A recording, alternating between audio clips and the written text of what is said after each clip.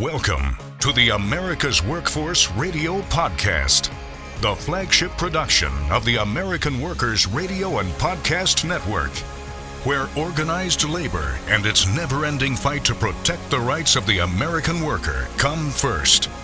Now, presented by LiUNA, Laborers International Union of North America. Here's your host, Ed Flash Ferenc. So, does a former employer owe you money? Enter workers owed wages. New York's governor expanding paid family leave. And today on the show, the North Coast Labor Federation and the International Brotherhood of Teamsters.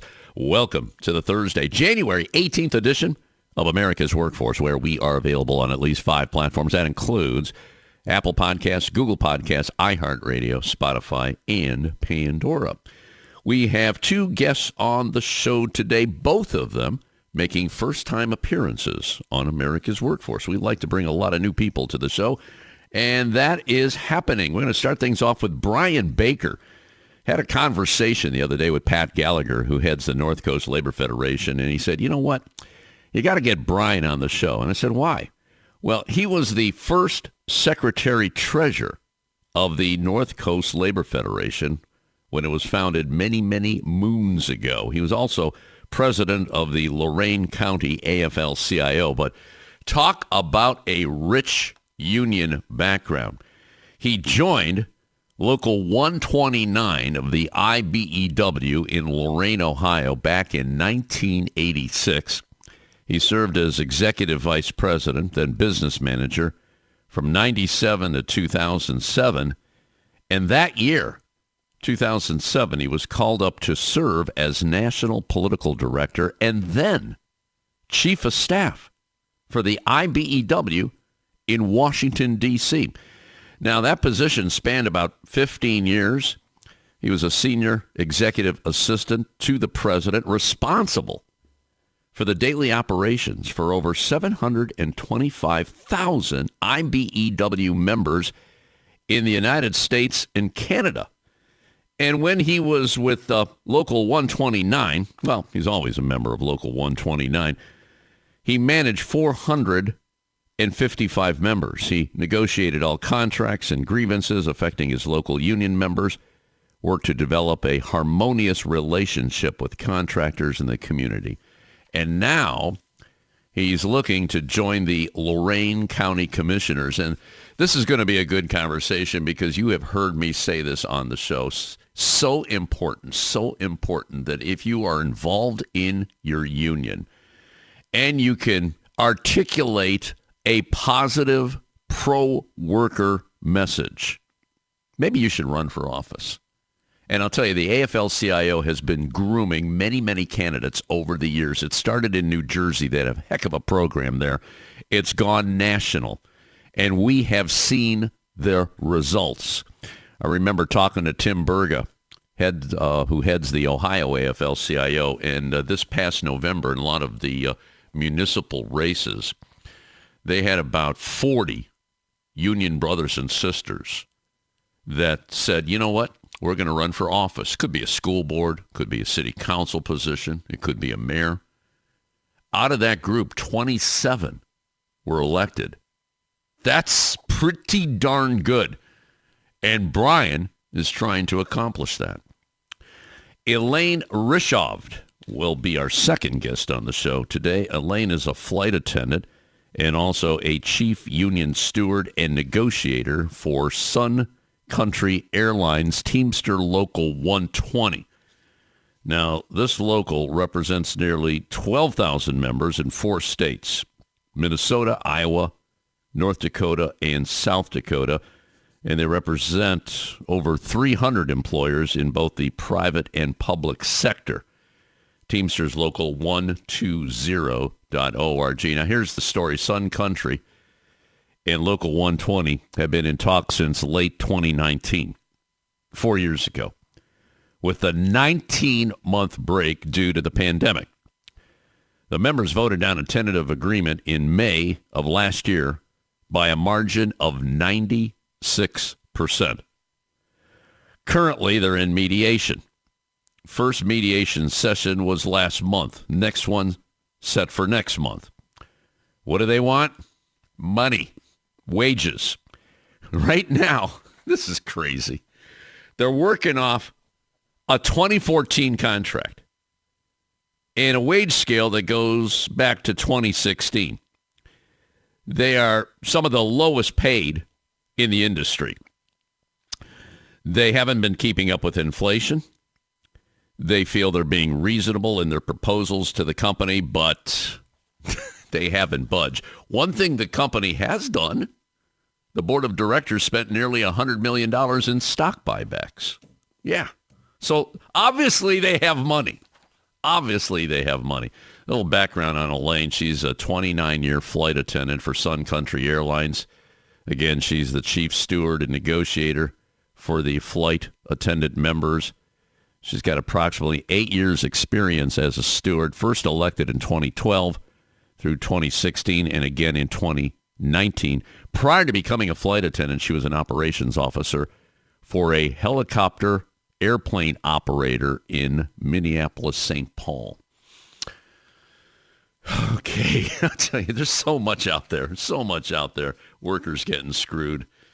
And Local 120. It's a good thing they got the Teamsters behind them because that is one very, very powerful union. Now a brief look into the world of labor. This segment brought to you by Boyd Watterson Asset Management, offering fixed income real estate and equity investment options to clients from coast to coast. Are you owed money? Well, thousands of workers are owed money. And the U.S. Department of Labor has created a website to try to make it easier to find that money. Got to check this out. This is very cool. It's called Workers Owed Wages. Just Google that. I mean, the website is very, very long. That's why I'm suggesting you just Google Workers Owed Wages. I did it before I started the show, and bingo, it's right there. It's a search tool created by the Labor Department, letting people enter their information to see if they are owed money. By the way, it is available in English as well as Spanish. Much of the money is back wages, like a last paycheck that wasn't paid to a person. In many cases, employees change jobs or addresses, and they can't be notified. They move. The money is then forwarded to the Labor Department's Wage and Hour Division, which can hold it for up to 3 years. So there's a time limit on this. Now, in some cases, probably many cases, it's difficult for the Labor Department to find the workers, which is why they decided to do this. Just in the state of Ohio, the Labor Department said more than 4,200 workers are owed more than $1.7 million. That's just one state. So this could be hundreds of millions of dollars when you think about it. So again, that website, Workers Owed Wages. Workers Owed Wages. If you think you are owed wages, check it out. Check it out. On Tuesday of this week, this was a surprise. The justices of the U.S. Supreme Court declined to hear an appeal from Alaska on a Republican-backed policy which was passed 4 years ago in 2019. That policy, which was an administrative order by then-Governor Mike Dunleavy, barred unions from representing and collecting dues from workers unless those workers filled out an authorization form. Lower courts in Alaska dismissed the case, and the Alaska Supreme Court affirmed it in that decision, that is, in 2023. This is a shock because we have a very conservative court, and many times they are willing to take something like this up, but they decline. So that's certainly good news for workers in the state of Alaska. President Biden has announced his intention to nominate Ann Wagner. Ann is an attorney with extensive experience in federal government service and a federal employees union, to a seat on the Federal Labor Relations Authority, the FLRA. A little background on her. She worked as Assistant General Counsel for the American Federation of Government Employees, handling significant cases. Her nomination aims to restore a full complement of members to the FLRA. Since 2015, Wagner has served also as Associate Special Counsel at the U.S. Office of Special Counsel, focusing on protecting government whistleblowers and addressing federal employee complaints. She previously served as the vice chair of the Merit Systems Protection Board, where she adjudicated federal employees' appeals and handled cases brought by the Office of Special Counsel. Sounds like she's got pretty darn good credentials there, especially with that union background from the American Federation of Government Employees. Google has lodged an appeal on the Fifth Circuit Court against the National Labor Relations Board, who ruled earlier this month that Google had unlawfully refused to negotiate with the union representing contract workers at YouTube. Now, those workers, directly employed by Cognizant Technology Solutions, were deemed jointly employed by Google in a decision by an NLRB regional director. This was last March, which was also held up by the NLRB in Washington. The workers subsequently voted 40-0 to unionize last April. And since then, both Google and Cognizant have challenged the union's legitimacy and refused to negotiate. Very, very typical, right? Very, very typical. And one more here. This is out of New York, where Governor Kathy Hochul has announced plans to expand paid family leave to include prenatal care.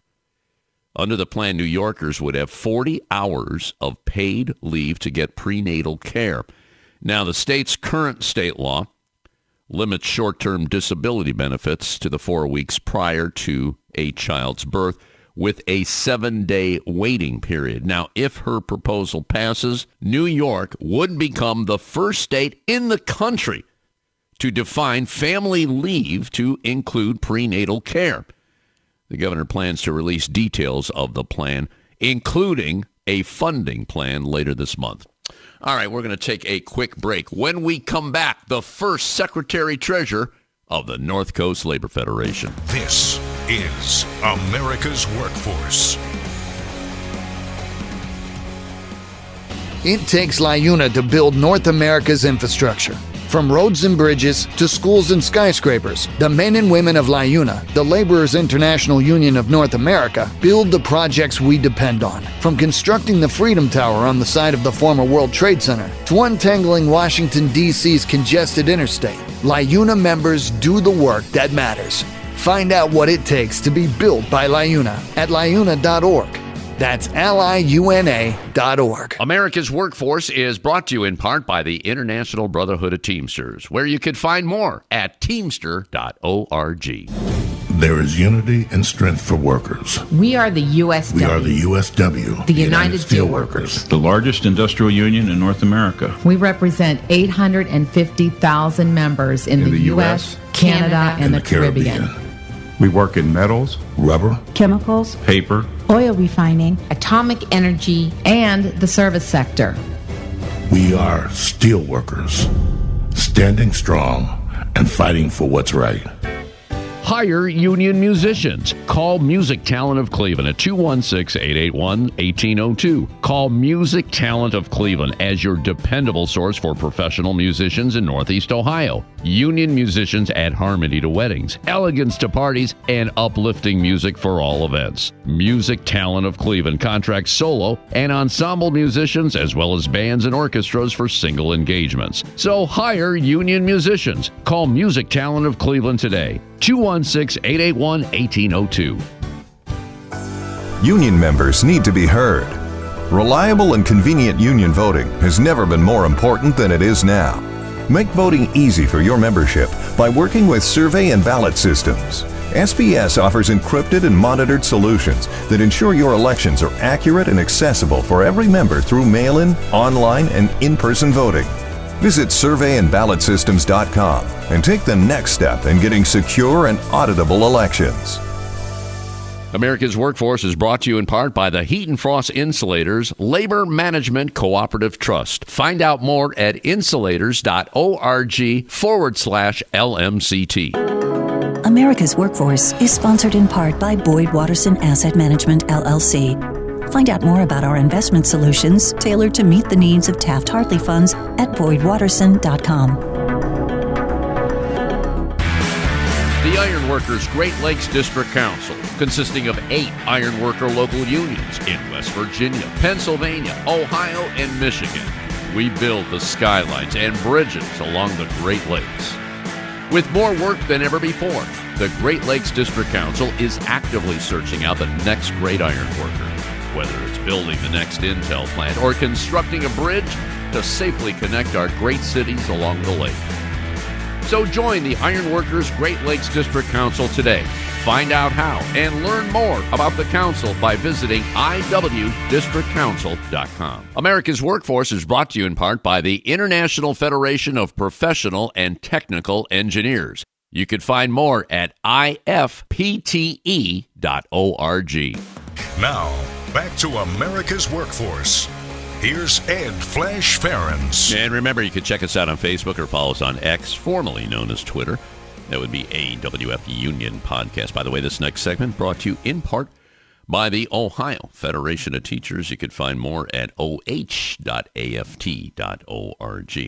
Let's go to line number 1. Joining us from Lorain, Ohio today is Brian Baker, and he's got an interesting story to tell. He joined the IBEW. This would be Local 129 in Lorain, Ohio, going back to the mid-1980s, actually 1986. He was also the first secretary-treasurer of the North Coast Labor Federation when it was formed about 20-some years ago. And I talked to Pat Gallagher, as I mentioned at the beginning of the show. I said, "Man, you got to get Brian on the show. He's got an interesting story. You probably don't know this, but he went all the way to national at the IBEW." I said, okay, let's get him on. And here he is today. Brian, welcome to America's Workforce. Thanks for joining us today. Thank you for having me. So talk to me about the mid-'80s there. What made you get involved in the IBEW? Is this something your dad told you to do? Family members? Tell me that story. Go ahead. So my dad was a member of the Labor's Local 758, involved in their union, and work was slow in the area, and I wanted to go into the Labor's, and my dad said, "It's slow right now." He said, "You got to, you should look for something else." I worked in a little manufacturing company for a while, found the apprenticeship, applied for the apprenticeship. Took me about a year to get in. And just got very involved in, getting through my apprenticeship. It was a 4-year apprenticeship program. And then once I got out of the I just started getting involved in IBEW Local 129, union members, and stayed busy with the IBEW. So was there a lot of work with the IBEW at that time then? It was slow. It was slow at the beginning of it. For my first 3 months, I just went to school. There was no work to start, and then eventually the economy started to pick back up, and then, I started working good. All through my apprenticeship, stayed working, and, work turned out good for all the trades in our area starting in that time. How many members were in 129 at that time? Because I was reading earlier that there was a point where you managed 455 members there? Yeah, when I first got into the local, there was about 270 members. And then in, I think right around 1995, we had a merger between, it went up to Erie County, Huron County, and Lorain County. Took us up to about 380. And then I became business manager in 97. And then we were able to organize more people in and got up to about 455 was my peak when I was the business manager. Great. Talk to me about organizing, because Lorain County, there's some there's some progressive areas of Lorain County. It's a very interesting county, and there's some very conservative areas of Lorain County. What part were you in? And take me back to that time when it comes to organizing. So I was up closer to the lake. I lived up, around that area in our local. Right, we were probably 3-4 miles to the lake, so we were probably more in a progressive area. But we talked to everybody in our county, and we had some say non-signatory contractors out there, and we were in need of manpower, and we'd go out and talk to guys, and tell them what we could offer them as the IBEW, the benefit package, schooling, wherever that was. And we started to become pretty successful taking members into the IBEW. And then if they needed schooling to train up, we offered the schooling to help them train up to be qualified journeymen so that we could supply our contractors with enough manpower. Sometimes it was challenging because you go out and talk to guys and, guys didn't want to take that leap. They were comfortable in their companies until they started finding out that there were things better in the IBEW. And word of mouth started to travel, and it got easier. I'm not saying at the beginning it wasn't easy, but it was very hard, but it was very fulfilling when you talk to a guy and you could talk to them, talk to their families, and I can tell you if you can get out and talk to their wives, it's amazing the difference because they understand healthcare, they understand, good wages. They understand it because most times in some households they're doing the books and taking care of the kids, and they want those benefits. So very fulfilling, though, and it was probably, when you first start doing it, it's very challenging, and it's very hard to convince people, and sometimes you got to talk to them multiple times to get them into the IBEW. Well, it sounds like you built a pretty solid foundation, and building that foundation obviously is not an easy task. But fast forward to today, how many members are in 129, Brian? I think we're right around 400. We had a little downturn when the residential took a downturn. We did lose some members at that time that were doing residential work, but I think they're right around 400 members right now. Okay, that's pretty good. Now you found your way to Washington. Now, not too many people in locals can do that. I thought that's a story in itself. How did that happen? Well, part of it was, when I was young. When I started out, I was like 32 when I started, and I never was involved in politics. And then what happened is as I became this business manager and started figuring out, politics played a big role in, like, us securing work, especially in, cities and municipalities and counties, and being involved in this political arena. And I got very active. One of the persons that I was very close friends with and did a lot with was Sherrod Brown. And so, we would work on helping them get elected, work on holding people accountable at the county levels, city levels, trying to make sure prevailing wage was paid, different things like that. And all of a sudden, I'm doing a lot of this stuff, and I get a call from our national president wanted to have an interview with me and said, would you be interested in coming to Washington, D.C.? And the interesting thing was we had a convention in Cleveland at that time. And so I met him there, and then a lot of the speakers came in, and we started talking to them all. And that's when I first started talking about my president about it. And he goes, would you come in to D.C. and work in our political department? And I was like, man, that's a big step, and ended up, I was like, yeah. And we had a political director who was getting ready to retire, and they offered me a job. And I think it was March 1st of 2007, I went to Washington, D.C., and came into this town and figured, what did I just do, to tell you the truth? Because it was totally different than what we had here. But as you worked at it, it was just a bigger arena, and you had to take it into smaller pieces. So I went there on March 1st of 2007. I moved to D.C. Just me and my wife did. My daughter's a little bit older, stayed back in Ohio. We returned to Ohio almost every other weekend for 15 years, coming back here with my family. Both my mother-in-law and my mom both are still here, so we returned back to Ohio a lot because that's where I'm from and that's my roots. So right, Midwest roots. Yeah, yep. I hear you, brother. I hear you. How about that adjustment though, working for IBEW in Washington? And did you have a staff? And maybe you could spell that out for us. So the frustrating part is when you go to Washington, D.C., and you look around, in an average year they pass about 10 bills that go through the House and the Senate. And you think about that, 10 bills for a whole year's worth of work. And your goal is to keep anything out that has anti-union legislation or anti-worker legislation. And, hopefully, because as you go there, you see that there's some people that are very much going after all the workers And so it's very, very frustrating to watch maybe 10 bills that all go through to get signed, to go through the House and the Senate, and then signed by the President. It's crazy. And that's what you got to do, though. I mean, you try to get good legislation, but at the same time, you got to make sure that it doesn't turn into bad legislation, and that happens almost every day there.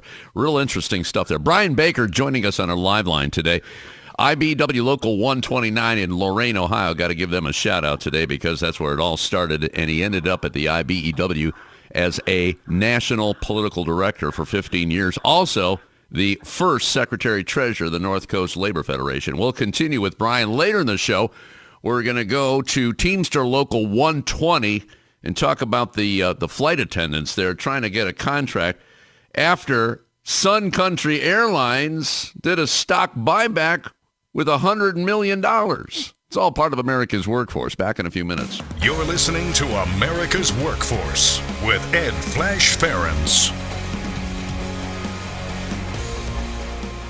It takes LiUNA to power North America with affordable energy. The men and women of LiUNA, the Laborers International Union of North America, have the skills needed to build and maintain oil, natural gas, nuclear, solar, and wind projects that are shaping America's energy future. From new energy tech to retrofitted facilities, LiUNA members do it all. Find out what it takes to be powered by LiUNA at liuna.org. That's LiUNA.org. America's Workforce appreciates our sponsor, the Columbus Central Ohio Building and Construction Trades Council, who represents more than 18,000 workers from 19 affiliated local unions and district councils. A great union requires a reliable election system. Survey and Ballot Systems is a trusted election partner with more than 30 years of expertise in managing union elections. By partnering with SBS, your union can ensure it gets an auditable process and a high level of customer service. SBS is here to help you conduct your union vote securely, transparently, and with trust building always in mind. Visit surveyandballotsystems.com to learn more. America's Workforce Radio is sponsored in part by the International Union of Painters and Allied Trades, District Council 6, representing painters, glazers, drywall finishers, and sign and display industry workers. They remind you that belonging to a union is your right as an American. Attention members of the Heat and Frost Insulators Union who are interested in traveling. Central Ohio has more construction projects on the books than anywhere in the U.S. Mega projects, large and medium-sized jobs are creating more work than our local 50 brothers and sisters can handle. Projects like Intel, the Honda LG battery plant, and multiple data centers for Facebook, Google, and Amazon offer union wages, overtime, and exciting incentives. Local 50 is seeking union travelers to meet the needs of its signatory contractors who can put you to work immediately. If you're a member in good standing and interested in the work opportunities in Central Ohio, visit insulators50.com/AWF travel for more information. America's Workforce is brought to you in part by the United Steelworkers. You can find more at usw.org. America's Workforce is sponsored in part by Boyd Watterson Asset Management, LLC. Find out more about our investment solutions tailored to meet the needs of Taft-Hartley funds at boydwatterson.com. The Heat and Frost Insulators and Allied Workers are proud to be a title sponsor for America's Workforce Radio. The Insulators Union is leading the way in the mechanical insulation industry, fire stopping, and infectious disease control. Regarded as North America's energy conservation specialists, these professionals are known for their professional work and dedication. You can learn more about the Insulators Union at insulators.org. America's Workforce is brought to you in part by the Communication Workers of America. You can find more at cwa-union.org. Now, back to Ed Flash Ferenc with America's Workforce. And remember, you can check us out on at least 5 platforms. That includes Apple Podcasts, Google Podcasts, iHeartRadio, Spotify, and Pandora. And when you get an opportunity, just sign up and receive our shows on a regular basis and give us a rating. We always appreciate those 5-star ratings. By the way, this next segment brought to you in part by the North Coast Labor Federation. Speaking of which, Brian Baker joining us today. He was the first Secretary-Treasurer of the North Coast Labor Federation, and he was also president of the Lorain County AFL-CIO. We're talking about his journey from Lorain, Ohio, to the national political office. He became political director for the IBEW back in 2007. So I'm going back to that time. That's when George W. Bush was president, followed by Obama, followed by Trump, and then Joe Biden. So you had a couple of interesting transitions there. Can you talk to me about navigating that as political director? And I had this conversation with the policy director of the American Federation of Government Employees yesterday, Jackie Simon.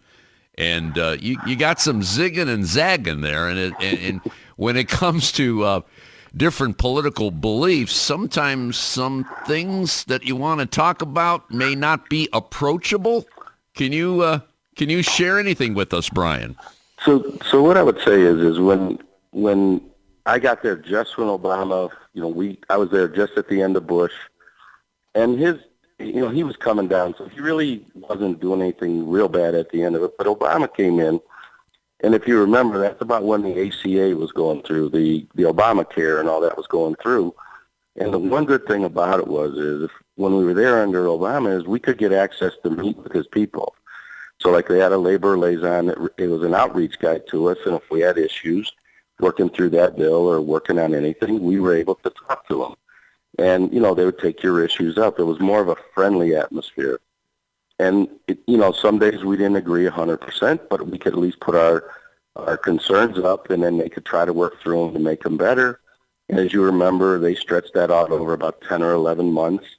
The legislation, and there were good things in it, and there were some things in there concerning to us. And at the end, my boss, President Hill, he said we need to work through this because every person in the United States should somehow one day get health care. Then I'll fast forward to we go through Obama's administration, his second administration. He was helpful with on some PLA issues. He was helpful us. We had the IBEW also represent power plants and things, so we had workers in there. And there was times when some people wanted to shut him down, and he worked with us on that. And then I would say when we switched over, we went through the election, and it was interesting in D.C. because everybody said, there's no way that this new guy, Trump, can win. Hillary Clinton's going to be a shoo-in, and we were hearing from our members. They weren't so sure of that, and we know the outcome of that. President Trump got elected, and it went from like total access of being able to call the White House to not having a person in there that we had to outreach to. And so the difference was we couldn't even get our concerns heard if we had concerns. And one major issue they tried to do is they tried to weaken all the apprenticeship standards for all of the apprenticeships that have been around for years. And they were going to make it easier for, say, non-union companies to just put up their own apprenticeships, and then they would certify them, which they weren't getting the training. They weren't getting what they were supposed to do.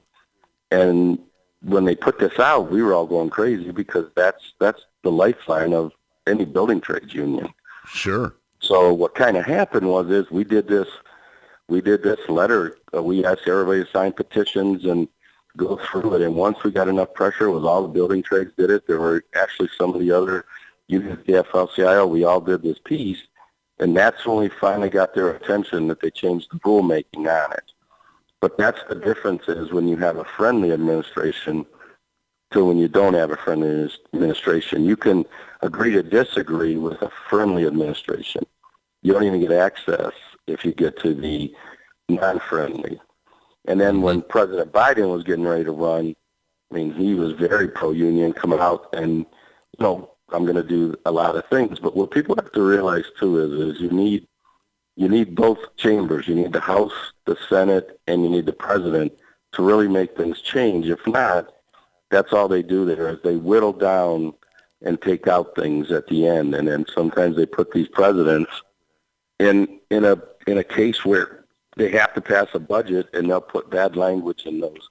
They're called an omnibus bill or a continuing resolution bill to keep the government going. That's where they try to put bad legislation in that hurts us. And we have to pay attention to that. And I can tell you one thing, they vote a lot of times at about 2, 3 o'clock in the morning when we're all sleeping and they think nobody's paying attention. That's when you get your bad legislation. Oh, yeah. That's exactly what they did in Michigan when they passed right to work about 10, 11 years ago. They did it like at 2 or 3 o'clock in the morning, and it wasn't supposed to happen. Yeah. Yep. Yeah. So that's interesting. Thanks for that insight there, because I think it's important for people to know. I mean, presidents set the tone, but then you got other bodies over there that you got to work with in the House and the Senate. And sadly, compromise is a dirty word today. Nobody wants to compromise. Well, there's a few people that don't want to compromise. Let me put it that way. And as a result, nothing's getting done. That's the crazy part. So you retired, it was, 2 years ago? And now you're thinking, well, maybe I should run for office. Now, did you talk? I would imagine you had a good conversation with your wife about this. She probably said, Brian, you really want to do this? Absolutely. I mean, when we came home, you go 100 miles an hour when you're in D.C. because that's the pace.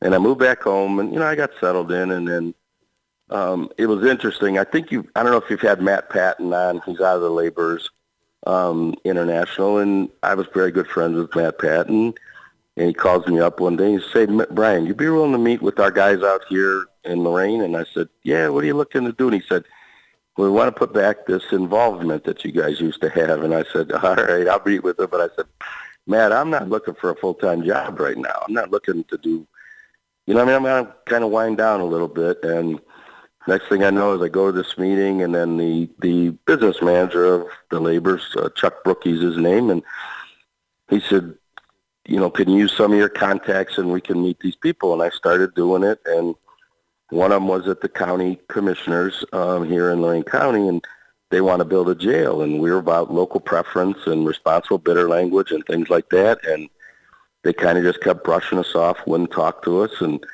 the more I kept going to the meetings, probably the madder I got, and then I just kept getting more and more involved. And I come home one day and I said to my wife, I think I'm going to run for commissioner. I got to see the lay of the land, but I think I'm going to do this, And I said, they're not looking out for the betterment of the people, and it's like our members are going to suffer. And then about August of last year, they came in and the commissioner said, we want to prohibit any wind and solar in Lorraine County on unincorporated towns, cities, townships. And that really kind of frustrated me because that's my livelihood, and that's what I told him. I said, why would you take away my livelihood? I said, I understand controlling it and making sure it's done right. And they said, well, you got to understand, people don't want it here. And I said, but we need revenue in this. We were an industrial town just like Cleveland was, and we saw a lot of businesses leave. And, you can't rely on commercial work all the time, but this is something that comes in.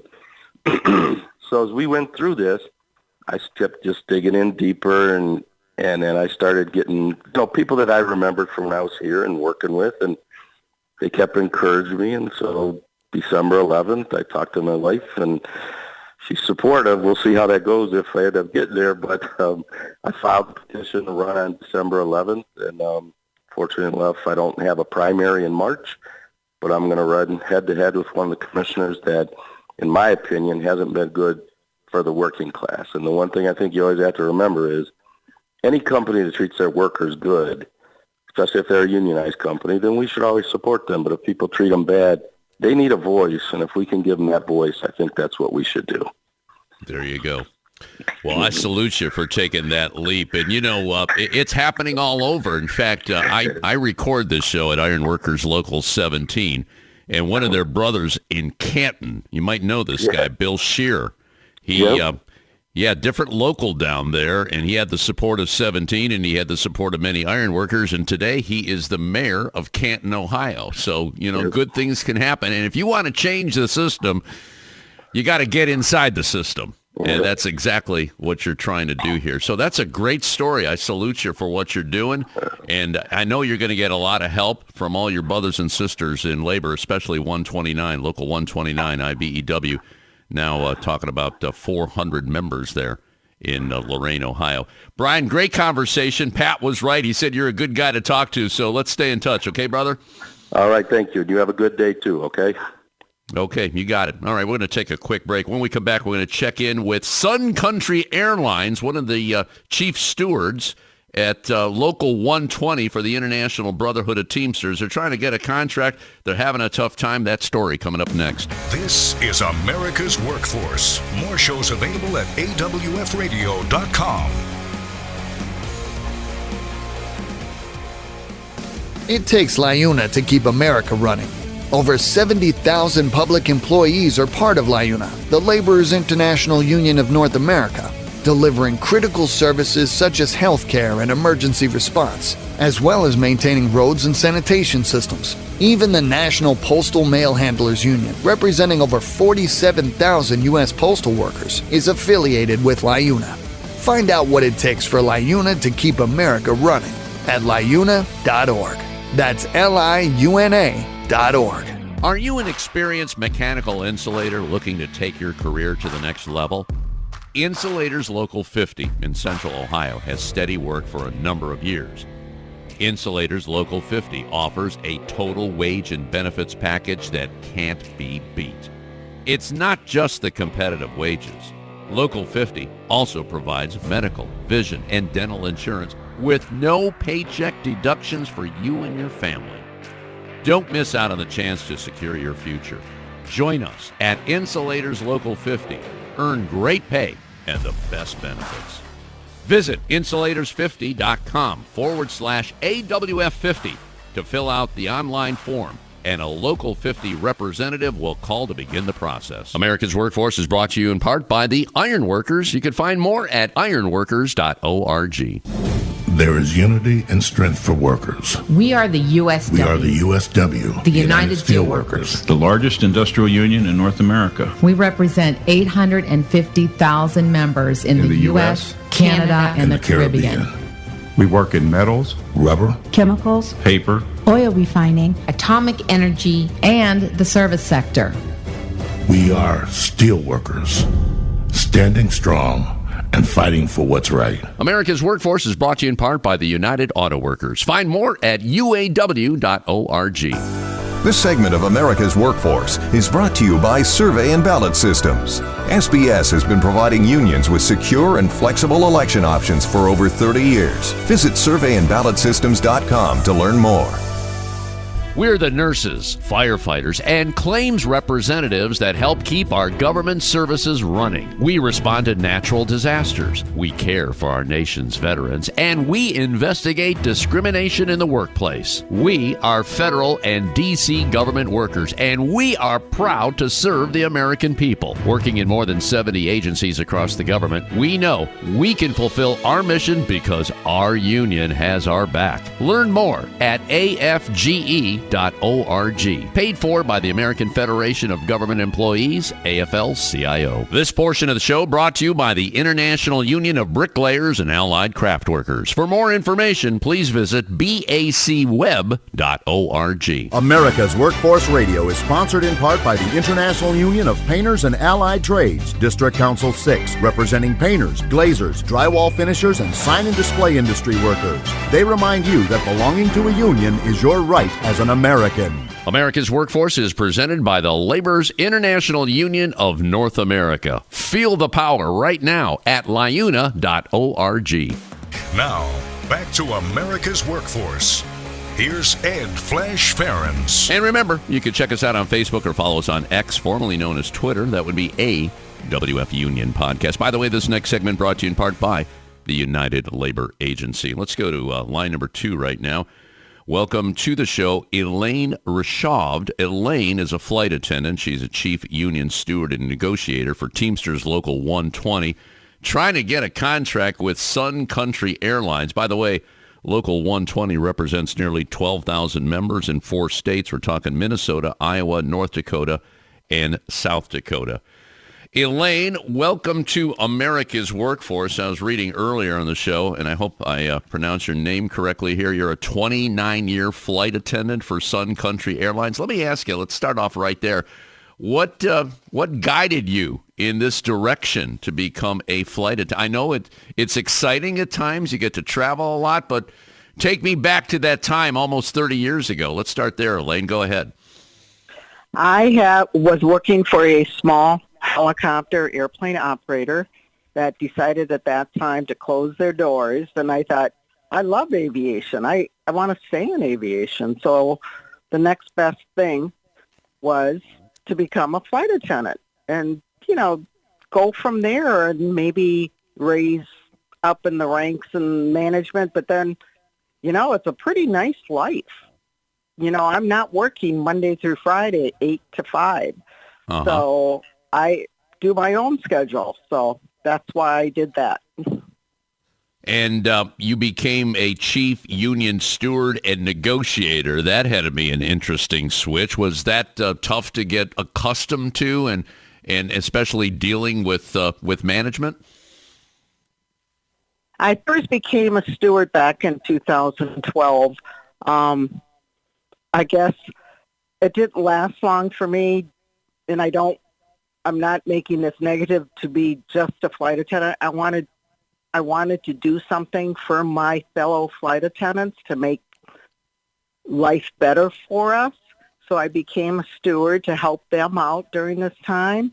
And even during those 4 or 5 years that I was a flight attendant at that time, I did do some negotiating also. And then I moved to Florida, from Minneapolis to Florida, and I said, okay, this is good, but I still need to be involved. So I became a steward again and became involved in the negotiations again. And then the chief steward position became available, and I was asked if I wanted that position, and I said, yeah, I think I will. Mm-hmm. I can do better for my group. So. And right now you're trying to do just that, make it better for your group. I understand that Teamsters Local 120, you've been in talks actually for 4 years. There was a break for 19 months due to the pandemic, but right now I guess you're in the heat of the moment. Tell me where you are right now, and I understand wages are pretty much the issue, right? Oh, definitely. We are one of the lowest paid of the ultra-low-cost carriers. We're not talking Delta. We're not talking American. We're not talking Southwest. We're talking the low-cost carriers, the Spirits, the Allegiance. We are the lowest paid, and we're just trying to get up to a reasonable, livable wage. We haven't had an increase from 2016. We've got flight attendants that are stalled out. They get nothing now, and they have been at nothing since 2018. And as you know, and other labor groups know, hey, the cost of living is pretty high. We need an increase. To your point, Elaine, we've seen some pretty good contracts here in other airlines, double-digit increases. I know the pilots did really well. Not everybody, obviously, you're in that category, but what are you trying to accomplish here? And I know you got a lot of solidarity. I see you pretty much voted down a tentative agreement. This was last May by 96%. So it sounds like everybody's pretty much united on this. But what are you trying to accomplish here? I mean, what kind of boost are you looking for right now? Well, like I said, we are one of the lowest paid. So we are looking at a very good increase per hour. I don't want to give any figures, but something that our members would be happy to accept. And also, when we look at some of our other labor groups, or I should say specifically one labor group within our company that has a very lucrative contract, we just want some of that. Our company is making money.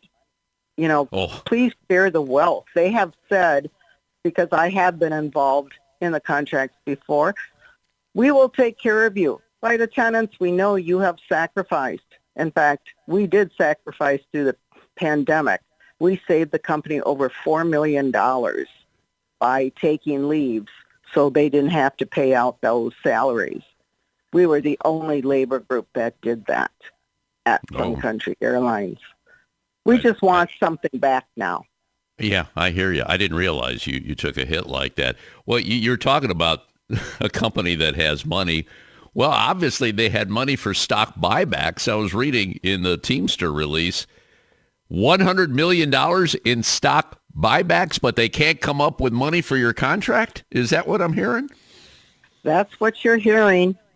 We did start mediation in December. We are in mediation. Our next mediation session is in February, but we are at the mercy of our mediator's schedule, and that's why we're not meeting in January. There's very few mediators, unfortunately, that are available. So we're fortunate that we even got one so fast. How did things go in December? Yeah, that was their first one in a long time. Did you make some progress then? We gave them our proposal. We gave them a very reasonable proposal. So let's hope that come February they come back with something very reasonable too. Let's say they will not give us what we ask right off the bat. But we're going to keep on pushing for that. I can tell you that right now. We are not going to wait and say, oh, okay, you want to reduce that by 50%? Of course. We're not going to do that. We're going to say, no, we deserve this. We deserve it now. Elaine, let me ask you. I mean, it's been you're working under a contract from 10 years ago, 2014, and the last boost in wages was 2016, which is ridiculous. And like you said, you're the lowest paid. Are you losing How many members do you have right now that are flight attendants? And my guess is some of them are saying, hey, you know what? I ain't going to work here anymore. I'm leaving this because they're not helping us out. Is any of that happening right now? Our nutrition rate is quite high. But they are hiring like crazy right now, and then they're getting rid of them, which is okay. If they're not working out, they should leave. But our attitude towards those people that show up and they're working for 6 months, a year, 2 years, and they go over to Delta, they go over to American Southwest, we go, good for you. Go and enjoy your life, because in another year, they will be making more than what they would have been making at Sun Country. And we applaud those flight attendants that do move on to another airline. So what do you tell the ones that are sticking it out right now? I mean, is there a lot of solidarity among the group? There is a lot of solidarity. And I'll tell you, the majority of the people are Minneapolis-based. You know, most of them are born and raised in Minnesota, like I was. And even though I live in Florida now, but you know, my family is in Minnesota, and that's why they stick it out. And plus, we're like a family. Oh my gosh, we knew everybody. We know pretty much everybody. We go and go, oh my gosh, it's Jane, you know, how you doing? So we are a family, though it almost appears that our company doesn't want us to be a family. They are eroding that aspect of it. We just don't know everybody like we used to. You have a family with Teamsters Local 120. You know that, and you know what the Teamsters accomplished last year with UPS. I mean, it was groundbreaking what they did. So I'm sure you're getting a lot of support from not just the local but national on this journey right now. And that's actually what it is. So my hat's off to you, and obviously our support is for all the members that are these are all flight attendants we're talking about primarily. Is that what we're looking at right now? And what number are we looking at? Over 600. We're 600. A small company, but hey, we do a good job. I'm sure you do. Okay, Elaine, anything else you want to wrap up here before we button it up? You know, like you said, I do thank the Teamsters Local 120. They have been wonderful to us. And also the airline division of the international division, Teamsters. There you go. All right.